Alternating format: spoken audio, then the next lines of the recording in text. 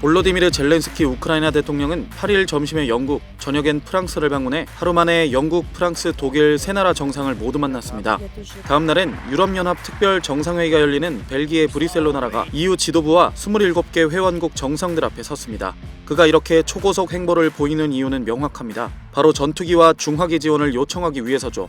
8일 영국 의회를 방문했을 땐 린지 호일 하원 의장에게 우크라이나 조종사의 헬멧을 선물하며 우리에겐 자유가 있다, 그것을 지킬 날개를 달라고 다소 노골적으로 요청하기도 했습니다. 서방의 대규모 전차 지원이 결정됐음에도 젤렌스키 대통령이 이토록 전투기를 보내달라고 외치는 이유는 무엇일까요? 바로 1년 전 침공 당시보다 더 거대한 러시아의 총공세가 임박했기 때문입니다. 미국 외교전문지 포린 폴리시는 8일 우크라이나 군 관계자의 말을 통해 앞으로 10일 안에 새로운 대규모 침공이 있을 것으로 예상한다고 전했는데요. 이 관계자는 러시아가 현재 30만 명 넘는 병력을 모았으며 이는 지난해 전쟁이 시작되기 전 국경에 집결시켰던 병력의 거의 2배에 해당한다고 덧붙였죠. 우크라이나군 추산에 따르면 러시아군은 새로운 대규모 공세를 위해 전차 1,800대, 장갑차 3,900대, 화포 2,700문, 다연장 로켓 810대, 전투기 400대, 헬기 300대 등을 준비하고 있습니다. 만약 이 추산이 정확하다면 러시아가 지난해 처음 우크라이나를 침공했을 때보다 더 많은 전차를 동원했다는 걸 의미합니다. 앞서 서방 전문가들은 러시아가 침공 1주년이 되는 2월 24일쯤 대대적인 공세를 시작할 것이라고 예측했습니다. 우크라이나가 미국과 독일제 주력 전차를 순차적으로 인도받게 될 3월이 되기 전 전장에서 확실한 우위를 점하기 위해서라고 분석했죠. 푸틴 러시아 대통령도 3월까지 돈바스 전체를 점령하라고 명령한 걸로 알려졌습니다. 미국 CNN 방송과 영국 가디언은 9일 젤렌스키 대통령이 유럽 순방에 나선 틈을 타 러시아군이 이미 대공세를 시작한 것 아니냐는 관측을 내놨습니다. 세르이 하이다이 루안스크 주지사는 한 방송 인터뷰에서 루안스크 지역에서 러시아군이 공세를 최대치로 끌어올리고 있다며 사실상 러시아가 계획해온 전면 공격의 일부라고 말했는데요. 그는 때로는 보병 장갑차와 전차의 지원을 받을 수 있고 때로는 그렇지 않다며 전투력 보강의 필요성을 설명했습니다.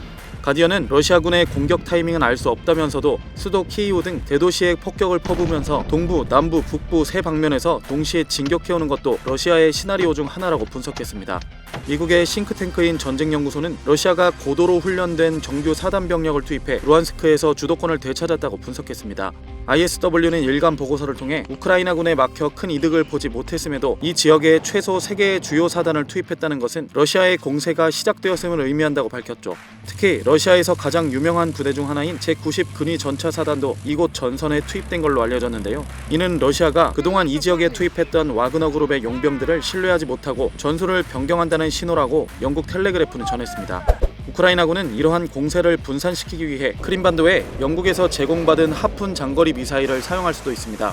영국 더타임스는 9일 우크라이나 국방부의 한 소식통을 인용해 우크라이나가 미사일로 크림반도를 타격할 준비가 됐다고 보도했는데요. 더불어 영국의 군사원조에 하푼 대함 미사일이나 스톰 섀도우 공대지 미사일을 포함할지 현재 논의 중이라고 덧붙였습니다. 젤렌스키 대통령은 런던에 방문해 점령된 영토의 깊숙한 곳에 있는 공군기지를 파괴해 악의 세력이 완전히 물러나게 하도록 하는데 도움을 줄 것이라고 말하기도 했는데요.